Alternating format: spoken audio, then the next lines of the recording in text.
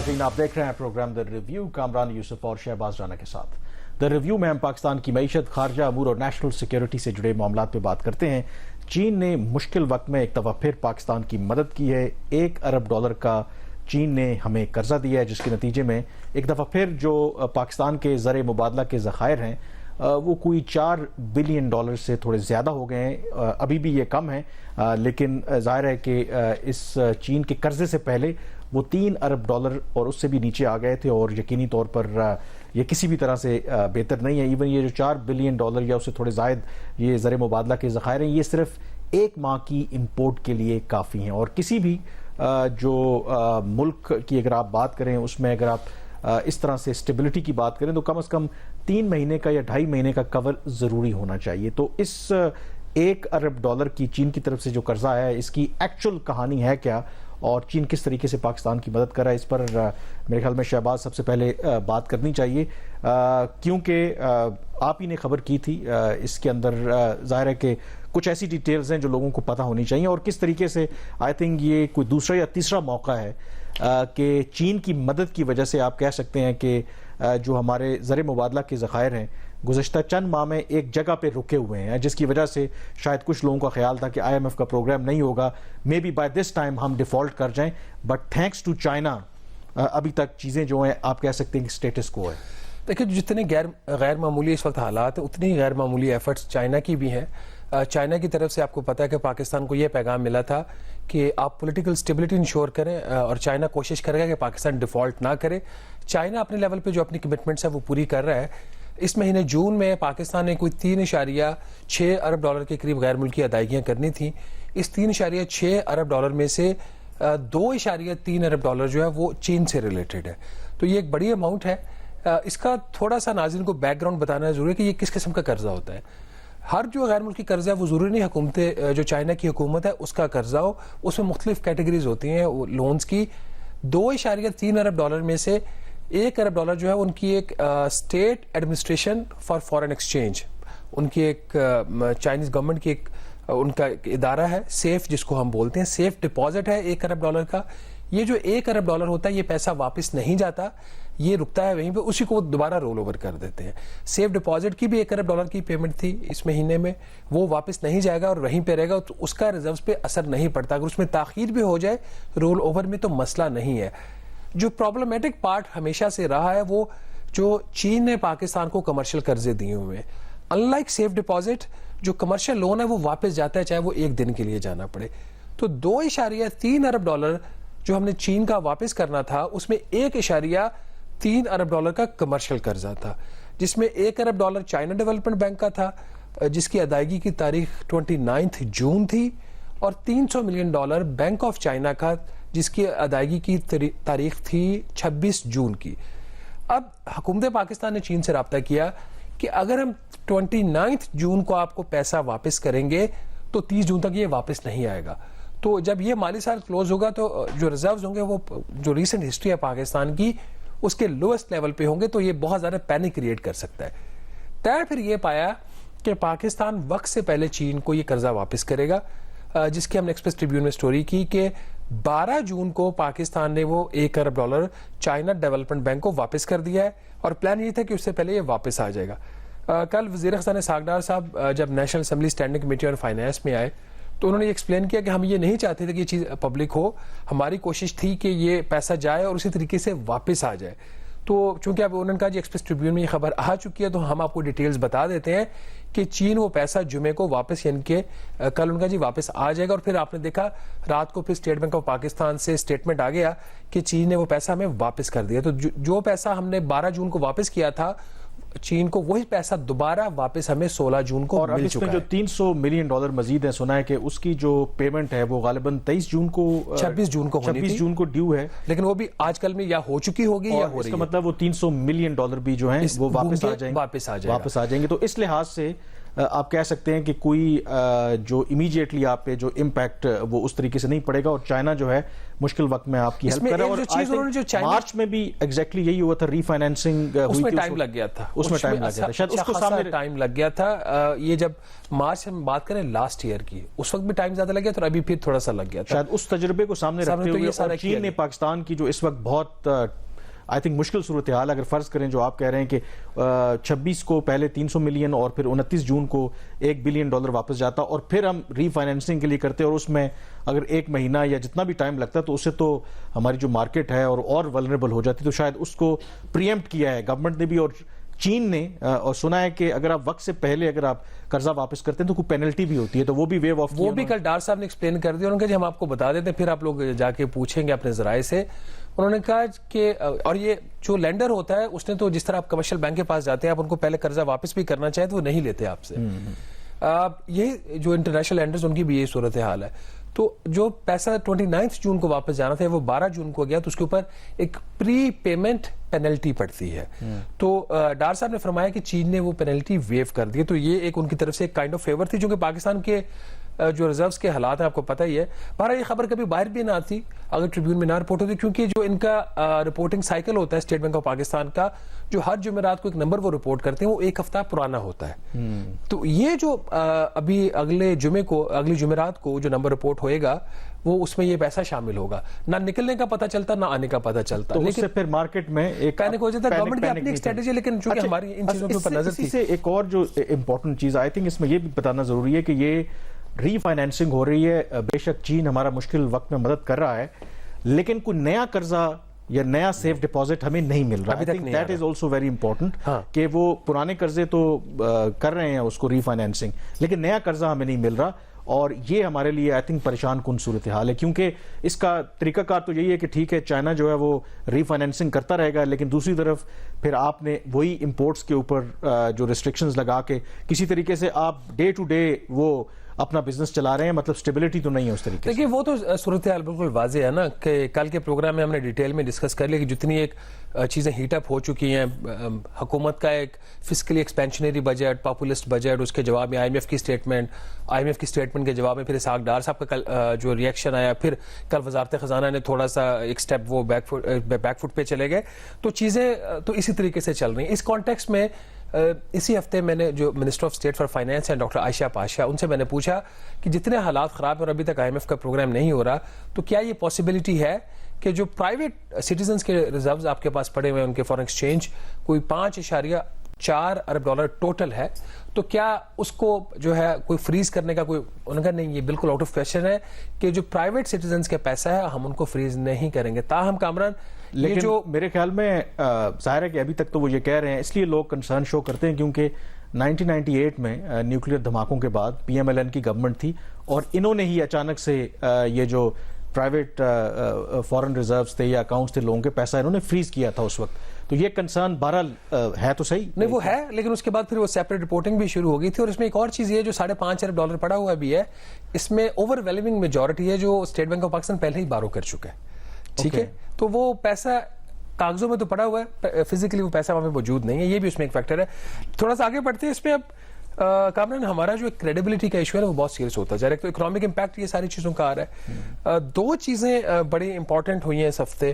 ایک تو ہماری جو لارج اسکیل مینوفیکچرنگ ہے, جو بڑی صنعتیں ہیں, اس میں گروتھ تو ہو نہیں رہی, کنٹریکشن ہو رہی, سکڑ رہی ہیں, اس میں جو آؤٹ پٹ ہے وہ کم ہو رہا ہے. مارچ میں یہ جو آؤٹ پٹ میں کمی تھی وہ 25% تک تھی. اپریل کا جو فگر آیا ہے وہ بھی برا ہے, وہ 21% ریڈکشن ہوئی اس کے آؤٹ پٹ میں.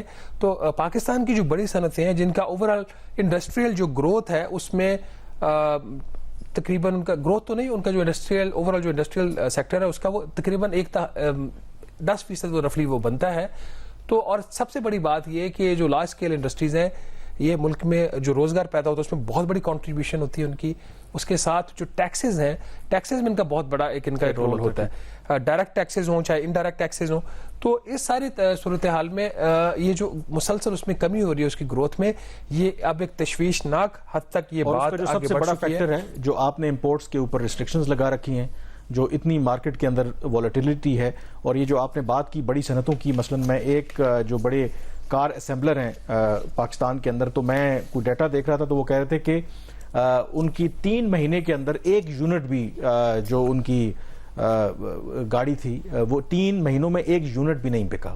تو اس سے آپ اندازہ کریں کہ پاکستان میں جیسے بھی جتنے بھی برے حالات رہے ہوں, مطلب آپ کو پتہ ہے کہ انفارمل اکانومی ہے, پھر بھی چیزیں چلتی رہتی ہیں.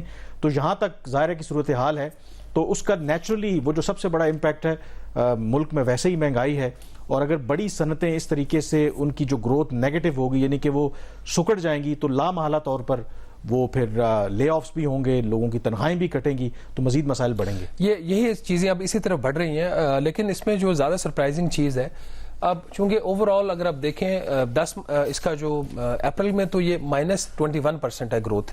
اوور آل 10 ماہ میں لارج اسکیل مینوفیکچرنگ میں 9.4% کمی ہوئی ہے. اس کے باوجود جو نمبر حکومت نے رپورٹ کیا, نیشنل اکاؤنٹس کمیٹی نے اپروو کیا اس کو, پھر اکنامک سروے میں وہ چھپ چکا ہے, اس میں اس کے اوپر بہت بڑے سوالیہ نشانات کھڑے ہوئے ہیں کہ جب اتنی کانٹریکشن ہو رہی ہے تو اس کی وجہ سے پھر انڈسٹریل سیکٹر میں کیا صرف 2.9% ہی اس میں کانٹریکشن ہے یا اس سے زیادہ ہے, اور اس سے بڑھ کر جو over all GDP growth rate 0.3% کہا جا رہا ہے, اس کے اوپر سوال ہو رہا ہے. لیکن اس پر بات تو ضرور کریں گے, کیونکہ اس حوالے سے ایک کتاب بھی اس کا بھی ذکر کرنا ضروری ہے. میں اس سے پہلے کیونکہ بڑی صنعتوں کی بات ہو رہی ہے, ایک اور جو خبر اسی ہفتے چلتی رہی, یعنی کہ جو شیل پیٹرولیم ہے, انہوں نے پاکستان سے اپنا بزنس وائنڈ اپ کرنے کا فیصلہ کیا ہے.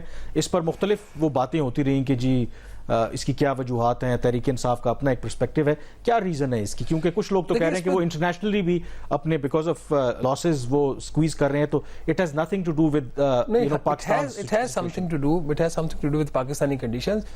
گلوبلی تو وہ جو کووڈ کے بعد جو صورتحال پیدا ہوئی, پھر گلوبل کموڈٹی پرائسز اوپر گئیں, تو انہوں نے یورپ میں اپنے جو بزنسز تھے ان کو ری اورینٹ کیا انہوں نے. لیکن یہاں پہ بھی جو صورتحال ہے وہ شیل پاکستان جو ہے وہ کافی عرصے سے حکومت کو یہ کوشچن کر رہا تھا کہ ہم پاکستان سے ایگزٹ کر سکتے ہیں, اور یہ کہانی پچھلے کوئی 1 سال کی نہیں ہے. سب سے بڑا جو مسئلہ جو غیر ملکی کمپنیاں پاکستان میں کام کرتی ہیں ان کے لیے یہ ہوتا ہے کہ جو ٹیکسز میں یہ ریٹس کا رد و بدل ہوتا ہے نا, اس سے وہ بہت بری طرح متاثر ہوتے ہیں. ایک تو یہ چیز, ان کے جو بزنس ماڈل ہوتا ہے اس میں پریڈکٹیبلٹی نہیں ہوتی. دوسرا اس کے اندر پرابلم یہ ہے کہ جو ٹیکس ریفنڈز ہیں ان کے جینون, ان کا جو اپنا پیسہ ہے جو ان کو واپس ملنا چاہیے, وقت پہ ملنا چاہیے, ان کو نہیں ملتا. تو ان کے کیش فلوز کے پرابلمز آتے ہیں. پھر اوپر سے انٹرسٹ ریٹ آپ نے اتنے زیادہ کر دی ہیں کہ وہ بارو کر کے بھی اپنے جو ورکنگ کیپٹل کی ریکوائرمنٹس ہے وہ پوری نہیں کر پاتے. تو گلوبل فیکٹرز اپنی جگہ پہ ہوں گے. پاکستان کی جو صورتحال ہے, لیٹر آف کریڈٹ نہیں کھل رہے بہت ساری کمپنیز کے, پھر ان کا منافع جو ایکسچینج ریٹ کا ایک بہت بڑا فیکٹر آ گیا نا, کہ اگر شیل کو جو منافع ہوا ہے اگر اس نے اپنے شیئر ہولڈرز کو باہر بھیجنا ہے, تو اگر وہ $185 کا ہوتا تو کم پیسے لگتے, ان کو ڈالر زیادہ خریدتے وہ, اور زیادہ منافع باہر جاتا. تو اب وہ ڈالر ہو گیا آپ کا 285 پہ بھی نہیں مل رہا, 315 اس کی مارکیٹ پرائس ہے, کہیں 310 ہے. تو اگر وہ اس کے اوپر 310 پہ ڈالر خرید کے منافع باہر بھیجیں گے تو کم بھیجیں گے. یہ ایک بہت بڑا فیکٹر ہے. حکومت اس کو انڈر ایسٹیمیٹ کر رہی ہے. میرے میں یہاں پہ بریک لے لیتے ہیں, کیونکہ اور بریک کے بعد جو آپ کریڈیبلٹی کی بھی بات کر رہے تھے نا, تو جو ڈاکٹر حفیظ پاشا ہیں, وزیر خزانہ بھی رہے ہیں اور ویل نون اکانومسٹ ہیں, ان کی ایک کتاب سامنے آئی ہے, ملک کی جو موجودہ معاشی صورتحال ہے, اور انہوں نے چند اہم سوالات اٹھائے ہیں پاکستان کی معیشت کے حوالے سے, فیوچر کے حوالے سے بھی انہوں نے بات کی ہے. تو بریک کے بعد اس پہ بات کریں گے.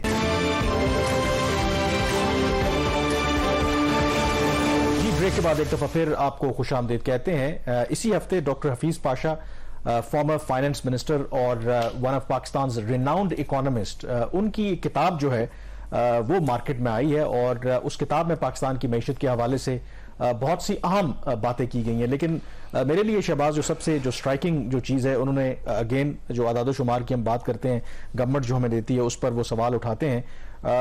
پچھلے 2 سال کے جو انہوں نے کہا ہے جو حکومت کے جو معاشی اعداد و شمار ہیں ان پر انہوں نے سوالات اٹھائے. مثلاً جو تحریک انصاف کا جو آخری سال تھا, پھر اس کے بعد ان کی حکومت چلی گئی, غالباً 6.1% وہ گروتھ ریٹ کی بات کرتے ہیں. اس کو یہ کہتے ہیں کہ نہیں, وہ شاید اوور سٹیٹڈ فگر تھا, وہ 4.8% ہے. اس سال کی بھی انہوں نے بات کی. اس میں جو یہ صرف ڈاکٹر حفیظ پاشا کی یہ بک نہیں ہے, یہ ایک جرمن انسٹیٹیوٹ کی فنڈڈ کتاب ہے. ٹھیک ہے, ایسا نہیں کہ صرف حفیظ پاشا صاحب کی اپنی اس کی اونرشپ ہے, خود ان کی اپنی بھی ایک کریڈیبلٹی ہے, بٹ آتھر تو وہی ہیں, آتھر وہی ہیں. اور چونکہ اب اس میں ایک فارن فنڈڈ بک ہے تو اس کی اہمیت اور زیادہ بڑھ جاتی ہے, کیونکہ اس کی رسپانسبلٹی جو ہے پھر کلیم کی صرف پاشا صاحب کی ہی نہیں رہتی, اس ادارے کی بھی رہتی ہے. یہ فریڈرک ای برٹس اسٹیفٹنگ ان کا جو انسٹیٹیوٹ ہے, जर्मनी का, उसने इस किताब को फंड किया और इसका टाइटल है leading issues in the economy of Pakistan, agenda for reforms. इसमें नाज़रीन दो बातें उन्होंने बड़ी स्ट्राइकिंग की, और भी बहुत सारी चीजें ग्रोथ के हवाले से दो बातें। ये जो माली साल 2021-22 खत्म हुआ है, जिसमें जो GDP growth rate provisionally report किया था पाकिस्तान ब्यूरो ऑफ स्टैटिस्टिक्स ने 6% किया था पिछले साल, अब उसको रिवाइज करके 6.1% किया है। तो डॉक्टर पाशा साहब अपनी किताब में ये क्लेम करते हैं कि ये नंबर 6.1% नहीं है, ये 4.8% ग्रोथ रेट है। तो ये नंबर एग्जैजरेटेड है।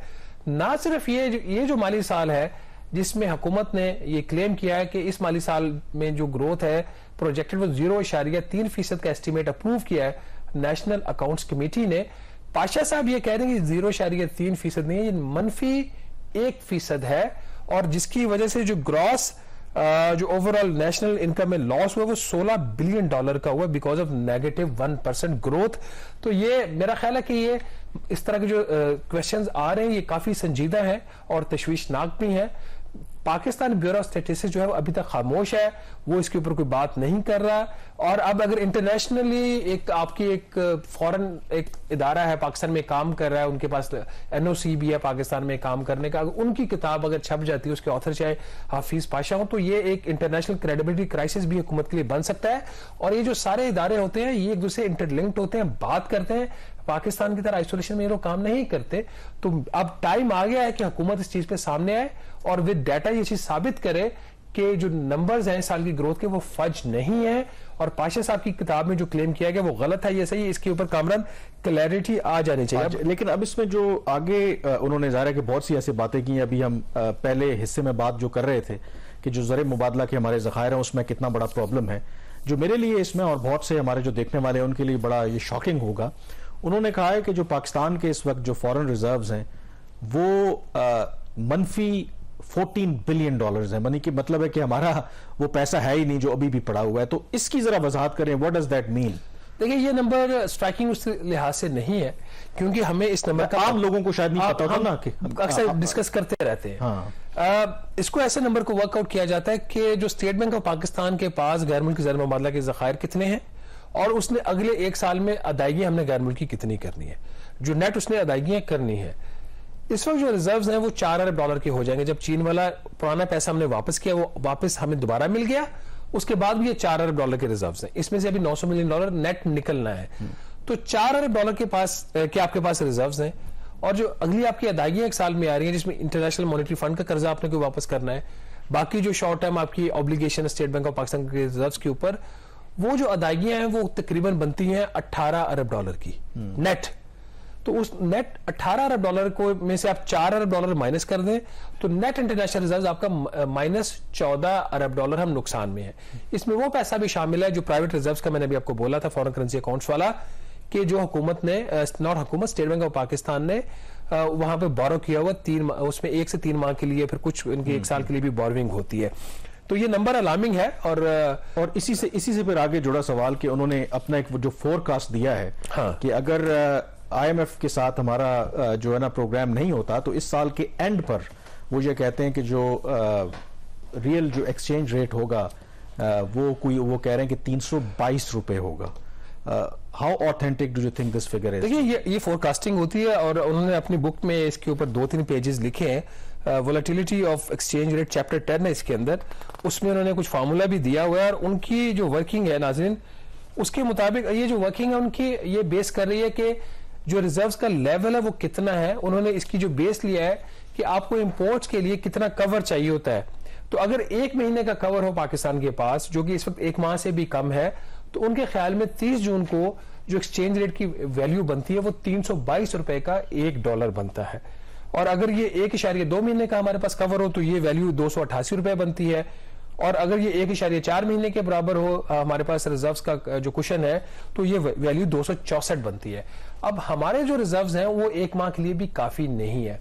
तो यही वजह है, ये एक तरह से इस चीज को एक्सप्लेन भी कर रहा है कि इंटर बैंक में अगर 288 रुपए का डॉलर है और ओपन मार्केट में कोई 315 रुपए के करीब है, तो फिर वो नेचुरली चूंकि रिजर्व्स कम है, डिमांड ज्यादा है, डॉलर्स की सप्लाई कम है, तो इस वजह से इसके ऊपर एक दबाव है और ये प्राइस इसकी हाई। लेकिन इसके ऊपर डार साहब का बड़ा स्ट्रॉन्ग इसकी व्यू है, वो कहते हैं کہ میرے روپے کی جو قدر ہے وہ 240 سے 250 کی رینج میں, لائکلی ان کا 244 کے آس پاس ہے. اب دو ویوز ہیں, مارکیٹ کے جو میکانزمز ہیں وہ اپنی جگہ پہ ہیں, بٹ ایک بات پاشا صاحب نے اپنی اس میں کہی, انہوں نے کہا کہ پاکستان نے فری جو ہے market based exchange rate agree کیا تھا. جب سے وزارت خزانہ میں نئی ٹیم آئی ہے تب سے اب یہ فری نہیں ہے, مینجڈ ایکسچینج ریٹ پاکستان میں امپلیمنٹ ہو رہا ہے. اسحاق ڈار والا فارمولا ہے. اب کچھ اور بھی چیزیں, لیکن کامران ایک بات ہے ویسے, جتنی کرنسی ڈی ویلیویشن ہو رہی ہے نا, اس کا ہمیں فائدہ تو بالکل نہیں ہو رہا.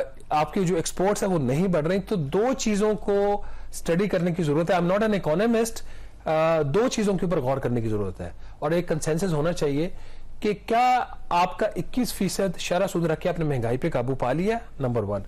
نمبر 2, کیا آپ نے روپے کی بے قدری کر کے کیا آپ ایکسپورٹس بڑھانے میں کامیاب ہوئے؟ کیا اس کا جو دوسرا فائدہ ہوتا ہے کہ آپ کے پاس باہر سے پیسہ آتا ہے, ریزروز بلڈ ہوتے ہیں, کیا وہ ریزروز بھی بلڈ ہوئے؟ تو یہ دونوں کام نہیں ہوئے. اور تیسری بات کہ یہ دونوں کام کر کے آئی ایم ایف کا پروگرام پھر بھی بحال نہیں ہوا. شرائط تو انہی کی تھی نا, تو مطلب ہم عجیب ایک بند گلی میں پھنسے ہوئے ہیں. اور اس کا نتیجہ کیا نکلا ہے؟ چلیں یہ اعداد و شمار تو آ گیا. اب وہ حفیظ پاشا صاحب اپنی جو کتاب میں یہ بھی کہتے ہیں کہ پاکستان کا جو اس وقت ان امپلائمنٹ ریٹ ہے ون آف دا ہائیسٹ, یعنی کہ 11% کہہ رہے ہیں. اور اس سے بھی جو الارمنگ, وہ کہہ رہے ہیں کہ کم از کم جو 10 کروڑ جو پاکستانی ہیں دے لیو بلو دا پاورٹی لائن.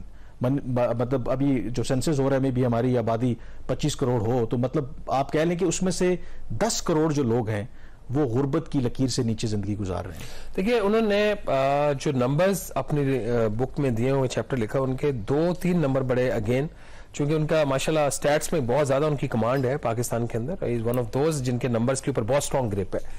تو ان امپلائمنٹ کا نمبر انہوں نے 10 سے 11% کی رینج دی ہے. اب یہاں پہ اگین ایک تشویشناک بات یہ ہے کہ جو ہمارا دائرہ شماریات ہے پی بی ایس, وہ آپ کے پاس آج تک وہ میرا کریڈیبل نمبر پروڈیوس کرنا بہت دور کی بات, وہ ٹائملی نمبر پروڈیوس نہیں کر پا رہا.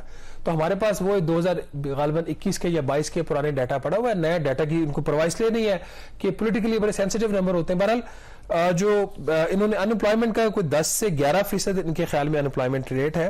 اور اس کے اندر جو 2 نمبر ناظرین اور زیادہ بڑے کریٹیکل ہیں, اور جب وہ نمبر ڈسکس کر رہے تھے پاشا صاحب تو انہوں نے عرب سپرنگ کا بھی حوالہ دیا. 25 لاکھ افراد نئے جو ہیں وہ بے روزگار ہوئے اس سال میں, اور جو ایج گروپ 15 سال سے لے کے 29 ایئرز تک کا ہوتا ہے اس میں جو ٹوٹل جو لوگ بے روزگار ہیں وہ 19 ملین ہے, 1,90,00,000. اب یہ وہ گروپ ہے جو ینگ پاکستان کی پاپولیشن ہے, جو کبھی ہم کہتے تھے ڈیموگرافک ڈیویڈنڈ ہے ہمارے لیے بقول ڈاکٹر پاشا صاحب کے, یہ اب ڈیموگرافک آپ کے لیے قرض بنتا جا رہا ہے. بے روزگاری جب بڑھے گی پھر کرائم ریٹس بھی بڑھیں گے. اس میں جو 19 ملین افراد ہیں ینگ, اس میں 11 ملین خواتین ہیں اور 8 ملین 80 لاکھ کے قریب میل ہیں. تو یہ ایک تشویشناک نمبر. اس کے ساتھ ہی جو دوسرا نمبر وہ غربت کا ہے کہ 25 کروڑ کی آبادی میں اگر 10 کروڑ ایسٹیمیٹڈ آپ کا جو ہے آپ کی آبادی کے لوگ وہ غربت کی جو ایک لکیر ہوتی ہے اس سے نیچے رہ رہے ہیں, تو اس ملک میں پھر کرائم ریٹ کیسے ہوں گے, کیسے نہیں ہوں گے, یہ صورتحال اب ہمارے سب کے ہم سامنے ہے. کیا حکومت اس کا نوٹس لیتی ہے یا نہیں؟ ہم بات کر رہے تھے انٹرسٹ ریٹ کی کتنا وہ ویلڈ ہے مہنگائی کو قابو پانے کے لیے. اسی کتاب میں انہوں نے وجوہات دی ہیں کہ پاکستان میں جو اس وقت ریکڈ انفلیشن ہے وہ کون سے عوامل ہے جس کی وجہ سے مہنگائی بڑھ رہی ہے. انہوں نے کہا جو روپے کی قدر میں کمی ہوئی ہے اس کی وجہ سے جو جتنی بھی پاکستان میں مہنگائی میں اضافہ ہوا اس کا کنٹریبیوشن 53% ہے روپے کی قدر میں کمی کی وجہ سے. چونکہ آپ امپورٹس کرتے ہو, امپورٹ آپ کی مہنگی ہوتی ہے تو ملک میں مہنگائی ہوتی ہے. 27% انہوں کا کنٹریبیوشن اس چیز کی ہے جو ملک میں سیلاب آئے تھے, اور پھر جو امپورٹس کے اوپر حکومت نے کچھ ریسٹرکشنز لگائی ہوئی کیونکہ ہمارے پاس ڈالرز نہیں ہے, تو ان کا 27% مہنگائی اس وجہ سے بڑھی ہے. تو 53% پلس 27%, 80% مہنگائی تو ان دو وجوہات کی وجہ سے بڑھی ہے. تو آپ کوئی بھی شرح سود کر لیں تو آپ کو فرق نہیں پڑتا. انہوں نے کہا جو مانیٹری ایکسپینشن ہے جس کی وجہ سے شرح سود بڑھائی جاتی ہے اس کا جو کردار ہے مہنگائی بڑھنے میں صرف 9% ہے, اور باقی 11% جو ہے وہ جو حکومت نے خود مختلف اشیاء کی قیمتیں بڑھائیں, جیسے بجلی کی آپ کی قیمت بڑھی, گیس کی قیمت بڑھی, اور اس کے ساتھ جو فیول پرائسز بڑھی, تو یہ اس کی وجہ سے 11%. کامران یہ بڑے سٹرائکنگ نمبرز ہیں, اور جو ہمارے پالیسی میکرز ہیں, خاص طور مانیٹری پالیسی کمیٹی ہے, وزارت خزانہ ہے, اور انکلوڈنگ IMF, ان کو یہ نمبرز کو دیکھنے کی ضرورت ہے کہ اگر مہنگائی آپ کی جو انٹرسٹ ریٹ کو آپ اس سطح پہ لے کے جا رہے ہو جہاں پہ آپ کے لیے کاروبار کرنا مشکل ہو گیا. حکومت کا آدھا بجٹ جو ہے وہ صرف قرضوں کے اوپر سود کی ادائیگی میں جا رہا ہے, اور اس کا ٹوٹل کنٹریبیوشن کتنی ہے مانیٹری ایکسپینشن کی 9%. تو کہیں نہ کہیں بہت بڑا ایک مس میچ ہے. جو ہے وہ مہنگائی پر پھر بھی قابو نہیں پایا جا رہا. صرف آخر میں ایک چیز کہ انہوں نے اگین آج کل جب آئی ایم ایف کی بات کرتے ہیں تو پلان بی کی بھی بات ہو رہی ہے, تو اس پہ بھی پاشا صاحب نے کہا ہے کہ پلان بی تو یہی ہے کہ پاکستان کو اپنے جو قرضے ہیں وہ ری اسٹرکچر کروانے پڑیں گے, اور اس میں وہ یہ کہہ رہے ہیں کہ کیونکہ جو ملٹی لیٹرل جو انسٹیٹیوشنز ہیں ان کا تو انٹرسٹ ریٹ ویسے ہی کم ہوتا ہے, یہ لانگ ٹرم کے لیے ہوتے ہیں, ان کے ساتھ تو ری اسٹرکچر نہیں ہو سکتا. چین ہے, چین کے 2/3 جو پاکستان کے بائیلیٹرل قرضے ہیں وہ چین کے ساتھ ہیں, لیکن وہ یہ کہہ رہے ہیں کہ اگر چین کے ساتھ یہ ہمارے قرضے ری اسٹرکچر ہو بھی جاتے ہیں تو پھر بھی جو سگنیفیکنٹ کاسٹ ہے, جو انٹرسٹ پیمنٹ ہے وہ رہے گی. اور آخر میں وہ یہ بھی تذکرہ کر رہے ہیں کہ یہ جو پاکستان دیوالیہ ہونے کے قریب ہے, یہ جو باتیں ہوتی ہیں اس کا سارا بلیم وہ یہ کہتے ہیں کہ ہماری جو غلط اکنامک پالیسیز ہیں. یہاں پہ بریک لیں گے, بریک کے بعد تذکرہ کریں گے پیٹرولیم لیوی کا کہ کیوں گورنمنٹ اب کوشش کر رہی ہے کہ اس کو 50 روپے فی لیٹر سے بڑھا کے 60 روپے فی لیٹر کیا جائے. بریک کے بعد اس پہ بات کریں گے.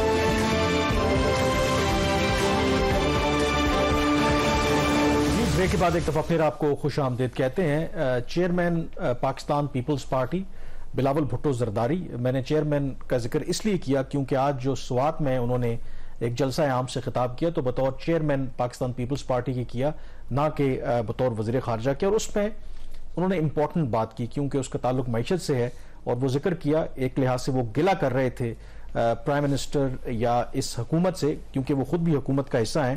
اور شہباز جو امپورٹنٹ انہوں نے اسٹیٹمنٹ دی جس کے اندر آئی تھنک جو میرے لیے بھی تھوڑا سرپرائز ہے کہ انہوں نے کہا کہ جو سیلاب جو زدگان ہے, ظاہر ہے کہ پچھلے سال جو سیلاب آیا سندھ بہت زیادہ متاثر ہوا, اس میں انہوں نے کہا کہ پرائم منسٹر کی نیت تو ٹھیک ہے لیکن ان کے ساتھ جو کام کرنے والے ہیں شاید وہ ٹھیک نہیں ہے. اور بجٹ میں انہوں نے کہا ہے کہ جو سیلاب زدگان ہیں ان کے لیے اتنے فنڈز نہیں رکھے گئے. اور سب سے امپورٹنٹ سوال انہوں نے کہا کہ جو پیپلز پارٹی کا ووٹ ہے فائنانس بل کے لیے وہ مشروط ہے سیلاب زدگان کے فنڈ کے لیے.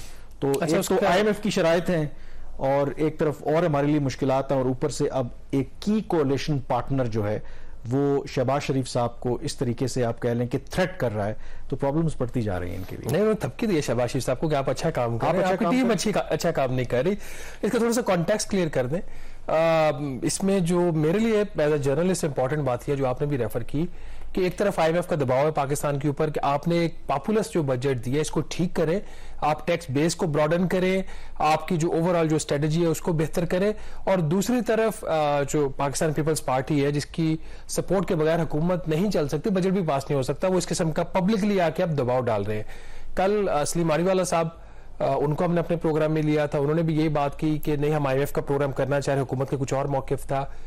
تو جب مانی والا صاحب نے پرسوں مجھے یہ سٹیٹمنٹ بھیجی تھی کہ ان کا کیا موقف ہے اس کا پیپلز پارٹی کے اس بجٹ کے اوپر اور خاص طور پر آئی ایم ایف کے پروگرام کے اوپر, تو اس کے بعد مجھے ذرائع نے بتایا کہ ڈار صاحب نے مانی والا صاحب سے گلہ کیا کہ آپ کی بات نہیں کرنی چاہیے. تو آج چیز جو ہے وہ تھوڑی سی ایک سٹیپ آگے چلی گئی اور بڑھ گئی ہے. ٹھیک ہے ان کی اپنی ریکوائرمنٹس ہوں گی, ساری چیزیں اپنی ہوں گی, بٹ بلاول بھٹو زرداری صاحب کا یہ کہنا کہ ہم بجٹ کے لیے ووٹ نہیں دیں گے تب تک جب تک جو سیلاب زدگان کے لیے میچنگ فنڈز نہیں رکھے جاتے, یہ بہت بڑا بیان ہے. کیونکہ جو جنیوا کانفرنس ہوئی تھی وہاں پہ یہ طے ہوا تھا کہ جو $15 ارب کی نیڈز اسیس کی تھیں, جو تباہ کاریاں ہوئی تھی سیلاب کی اس کو ری ہیپ کرنے کے لیے, تو اس میں کوئی $9 ارب کی کمٹمنٹس وہاں سے ملی تھی, لیکن وہ کمٹمنٹس $9 ارب کی نہیں تھی, وہ بہت کم تھی. اس سے بہرحال طے یہ ہوا تھا کہ باقی کوئی $7 ارب یا $6 ارب حکومت پاکستان خود دے گی over a period of 3 to 4 years. تو یہ اگر $1 ارب بھی کم از کم یہ رکھیں بجٹ میں اس کے لیے, یا $2 ارب بھی رکھیں, $1 ارب بھی $300 ارب بنتا ہے. تو اتنا اس بجٹ میں ابھی کیا پروپوزل ہے؟ دیکھیں انہوں نے بہت زیادہ کچھ پروجیکٹس رکھے تھے لیکن اس کے ایگزیکٹ اماؤنٹ کتنی ہمیں نہیں پتا, ہم اس کے بارے میں کہہ نہیں سکتے. لیکن اگر پیپلز پارٹی ڈس سیٹسفائیڈ اس کا مطلب ہے کہ وہ سگنیفیکنٹ اماؤنٹ نہیں رکھی گئی. تو یہ اب چیزیں اسحاق ڈار صاحب کے لیے تھوڑی سی ٹائٹ ہو رہی ہیں, چیلنجنگ ہو رہی ہیں. اور ایک اور چیز ہم ناظرین ایکسپلین کرنا چاہ رہے تھے, بجٹ میں ایک پرپوزل آیا تھا کہ جو پیٹرولیم آرڈیننس ہے لیوی کا اس کو امینڈ کیا گیا تھا. کہ ہم نے یہ خبر دی تھی ٹریبیون میں بھی اور دا ریویو میں کہ حکومت اس کا جو ریٹ ہے پیٹرولیم لیوی کا 60 روپے فی لیٹر کرنا چاہ رہی ہے فرام 50 روپیز پر لیٹر. تو اسحاق ڈار صاحب نے پھر ایک ٹی وی پروگرام میں کہا تھا کہ ان کا بھی کوئی ارادہ نہیں ایسا کرنے کا, لیکن کچھ ایسا ہوا اس ہفتے کہ senate standing committee on finance کی میٹنگ تھی وہاں پہ یہ بجٹ پروپوزل ڈسکس ہوا. تو جوائنٹ سیکرٹری بجٹ جو ہے انہوں نے وہاں پہ آ کے ایکسپلین کیا کہ وزارت خزانہ کا جو ایک پروپوزل وہ موو کر چکی ہے وہ یہ ہے کہ پیٹرول کے اوپر اور ڈیزل کے اوپر جو لیوی ہے اس کا ریٹ 50 سے 60 روپے کر دیا جائے. تو وہ جو ہم بات پہلے کر رہے تھے وہ اپنی جگہ پہ موجود ہے. اگر یہ ریٹ 60 روپے فی لیٹر نہیں ہوتا تو حکومت نے جو بجٹ میں رکھا ہوا ہے 870 ارب روپے کا سالانہ تخمیناً پیٹرولیم لیوی کا وہ حاصل نہیں ہوگا. اور دوسرا ایک اور بھی باریکی کا کام حکومت بجٹ میں کر گئی ہے کہ اس وقت جو مختلف جو برانڈز ہیں اگر وہ بڑی پیکیجنگ میں کوئی چیز بیچتے ہیں اشیاء کچھ تو اس کے اوپر سیلز ٹیکس نہیں ہے, ریٹیل پیکیجنگ کے اوپر ہے. اور یہ جو اشیاء کو معمولی اشیاء نہیں ہے وہ چیزیں جو اپنے کچن میں روزمرہ میں آپ استعمال کرتے ہیں جیسے ریڈ چلیز ہیں, سرخ مرچیں, ادرک, ہلدی, دہی, مکھن, دیسی گھی, چیز, گوشت, مچھلی کا گوشت, ان کے اوپر 18% سیلز ٹیکس بجٹ میں پرپوز کیا گیا ہے اگر یہ ایک بڑی پیکیجنگ میں اس کو بیچا جاتا ہے. تو ایک باریکی کا کام حکومت نے کیا, یہ پہلے میڈیا کے نوٹس میں نہیں آیا تھا. اسٹینڈنگ کمیٹی میں جب یہ بجٹ ڈسکس ہوا تو وہاں پہ یہ بات سامنے آئی تھی. بہرحال یہ ٹائم نہیں ہے ان چیزوں کے اوپر ٹیکس لگانے کا کیونکہ ملک میں اس وقت جو فوڈ انفلیشن ہے وہ 52% ہے. چلیں وقت ہوا ہے بریک کا, اور بریک کے بعد ذکر کریں گے اس تاریخی دورے کا جو سعودی عرب کے وزیر خارجہ جو ہیں وہ ایران کا کر رہے ہیں. بریک کے بعد اس پہ بات کریں گے. بریک کے بعد ایک دفعہ پھر آپ کو خوش آمدید کہتے ہیں. ہم اپنے اندرونی مسائل میں الجھے ہوئے ہیں اور خطے میں بڑی بڑی تبدیلیاں ہو رہی ہیں. جو پہلے بھی ہم نے ذکر کیا تھا کہ مارچ میں سعودی عرب اور ایران کے درمیان مفاہمت ہوئی تھی اور اس مفاہمت کروانے میں چین نے اہم کردار ادا کیا تھا. اور اس مفاہمت کا جو سب سے اہم جو پہلو تھا وہ یہ تھا کہ دونوں ممالک جن کے 2016 سے جو سفارتی تعلقات ہیں انہوں نے منقطع کر رکھے ہیں ان کو بحال کیا جائے گا. ہم نے دیکھا کہ 7 جون کو سب سے پہلے ایران نے جو سعودی عرب کے اندر اپنے جو تمام سفارتی مشنز ہیں ان کو ری اوپن کیا. وہاں پر ایران نے جو اپنا نیا سفیر ہے وہ بھی نامزد کیا. اور اب جو سعودی عرب کے وزیر خارجہ ہیں وہ تاریخی دورے پر ہیں ایران کے. یہ بہت سگنیفیکنٹ ڈیولپمنٹ ہے اور اس کے بہت دور جو ہیں وہ اثرات مرتب ہوں گے مشرق وسطیٰ کے اوپر بھی اور ایون اس خطے کے اوپر بھی, کیونکہ پاکستان بھی ماضی میں وکٹم رہا ہے جو سعودی عرب اور ایران کی آپس میں محاذ آرائی رہی ہے. تو شہباز یہ میرے خیال میں بہت سگنیفیکنٹ ڈیولپمنٹ ہے جس سے ایک چیز آپ کو پتہ چلتی ہے کہ دنیا جو ہے اب اپنی جو پالیسیز ہے وہ کیسے ریکلیبریٹ کر رہی ہے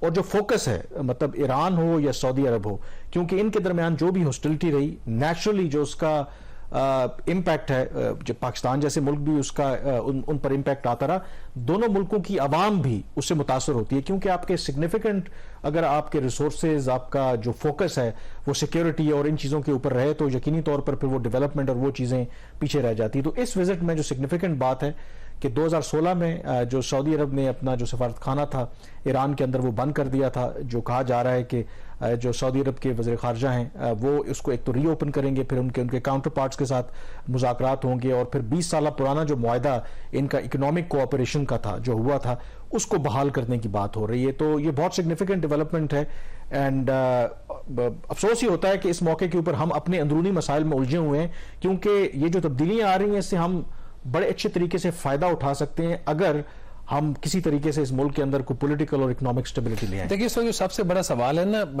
حکومت پاکستان کے سامنے, اور یہی وجہ ہے کہ ہمیں ہوپ ہے کہ شاید 12 اگست کے بعد یہ الیکشن اناؤنس کر دیں اور الیکشن ہو جائیں اکتوبر نومبر میں, وہ یہی ہے کہ دنیا آپ سے بات کرنے کے لیے تیار نہیں ہے. جو آپ نے اس بات کی کہ پاکستان اپنے مسائل میں جو ہے وہ بالکل الجھا ہوا ہے اور چین آپ کو ایک حد تک آپ کو بیل آؤٹ دے رہا ہے. اب اس میں کامن سوال یہ پیدا ہوتا ہے کہ اب سعودی عرب تو بالکل کلیئرلی اپنا جو ویژن 2030 ہے محمد بن سلمان کا کرون پرنس کا وہ اس کے اوپر امپلیمنٹ کر رہے ہیں.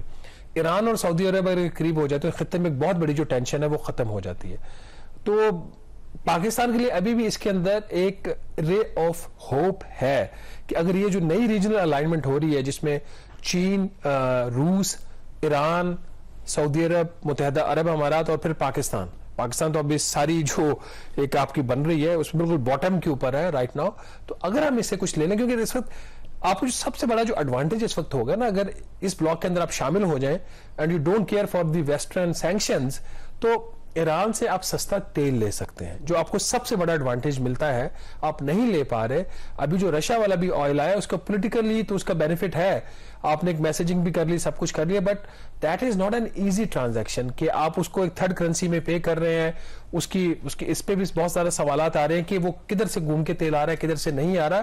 تو اگر یہ والے اگر ان کے تعلقات ٹھیک ہو جاتے ہیں, کیونکہ ماضی میں یہ بھی رہا ہے کہ پاکستان جب ایران کے قریب ہوا تو سعودی عرب کو اس پہ پرابلم اسی طرف آنے لگا تھا. دیکھیں ایک جو ریزن ہے, آپ نے تیل کی بات کی کہ ایران سے تیل بھی لے سکتے ہیں, ایک جو سب سے اہم جو گیس کا منصوبہ 10 سالوں سے ایران پاکستان, پہلے انڈیا بھی اس میں شامل تھا, وہ بیک آؤٹ کر گیا.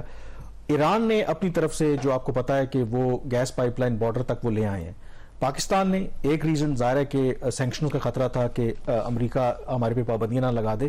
دوسری جو بہت بڑی وجہ تھی کہ سعودی عرب بھی نہیں چاہتا تھا کہ ہمارے تعلقات اس نوعیت کے ہوں کہ وہ گرو کرے. اب جب ان کی آپس میں مفاہمت ہو رہی ہے تو دین دیر از اے پاسبلٹی کہ یہ جو Iran Pakistan gas pipeline ہے یہ بھی کمپلیٹ ہو جائے. اور پاکستان کو اس وقت آپ کو پتا ہے کہ انرجی کی سخت ضرورت ہے. ایون یہ گرمیوں کا موسم ہے, ابھی بھی جو گیس کی آپ کی لوڈ شیڈنگ ہوتی ہے, تو یہ ایک بہت بڑا فیکٹر ہے. ایون پھر بہت سے ایسے منصوبے آپ کو پتا ہے کہ سعودی عرب نے 2019 میں جب سعودی کراؤن پرنس محمد بن سلمان آئے تھے پاکستان کے دورے پر, تو انہوں نے اعلان کیا تھا کہ پاکستان میں ایک گوادر میں آئل ریفائنری لگائی جائے گی. اور پھر بعد میں پتا چلا کہ کیونکہ اس وقت حالات آج جو تبدیل ہوئے ہیں ویسے نہیں تھے, شاید ایران کا بھی اور ایون کہ چائنیز کا بھی کنسرن تھا, کیونکہ سعودیز اس وقت کلوز تھے امریکہ کے, کہ سعودیز کی وہاں پہ پریزنس مین کہ امریکہ کا وہاں پہ فٹ پرنٹ انکریز ہوگا. لیکن اب کیونکہ وہ تبدیلی آ گئی ہے, سعودی عرب جو ہے وہ اس کی کلوزنس جو ہے وہ چین کے ساتھ بڑھ رہی ہے, امریکہ کے ساتھ ان کے تعلقات بالکل بھی اچھے نہیں ہیں. تو ایون وہ جو پروجیکٹ ہے جو رکا ہوا ہے وہ بھی بحال ہو سکتا ہے. تو لیٹس سی, یہ ایسی تبدیلیاں ہیں جیسے میں نے کہا کہ اس کے خطے کے اوپر مشرق وسطیٰ اور بیونڈ بہت اس کے اثرات ہیں, اور پاکستان ڈیفینیٹلی ایک ایڈوانٹیجز پوزیشن پر ہو سکتا ہے, اور پرووائڈڈ جیسے اگین آئی وڈ ریپیٹ کہ ہمیں تھوڑا سا جو اپنی اندر جو پولیٹیکل سٹیبلٹی ہے, جو اپنی پالیسیز ہے, ان میں کنسسٹنسی لانے کی ضرورت ہے. پروگرام دا ریویو سے اتنا ہی. مجھے کامران یوسف اور شہباز رانا کو اجازت دیجیے. اللہ حافظ.